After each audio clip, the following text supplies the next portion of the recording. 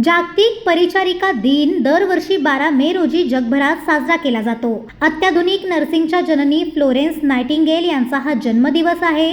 परिचारिका समाजासाठी करत असलेल्या अमूल्य योगदानाची नोंद घेण्यासाठी आणि त्यांना आदर देण्यासाठी हा दिवस साजरा होतो।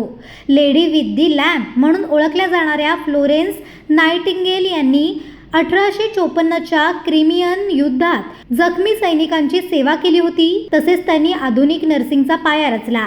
परिचारिका रुग्णसेविकेचा कणा मानल्या जातात। कोरोना व्हायरस सारख्या महासाथीच्या काळात त्यांनी स्वतःच्या जीवाची पर्वा न करता रुग्णांची सेवा केली।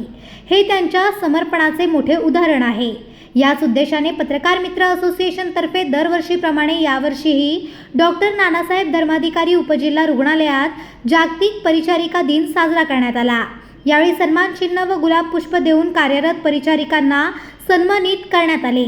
यावेळी डॉक्टर नानासाहेब धर्माधिकारी रुग्णालयाचे वैद्यकीय अधीक्षक शिवाजी पाटील, सहाय्यक अधिसेविका ज्योती गुरव, पत्रकार मित्र असोसिएशनचे संस्थापक केवल महाडिक, अध्यक्ष प्रोफेसर एस कृष्णकुमार, कार्याध्यक्ष नितीन जोशी, सहसचिव प्रवीण शेंडे, खजिनदार राजन शेलार यांच्यासह पदाधिकारी, सदस्य तसेच परिचारिका भगिनी उपस्थित होत्या।